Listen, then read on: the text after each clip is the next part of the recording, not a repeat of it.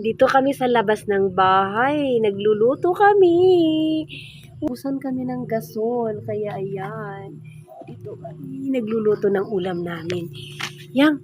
Agaman! Ay, Ulam!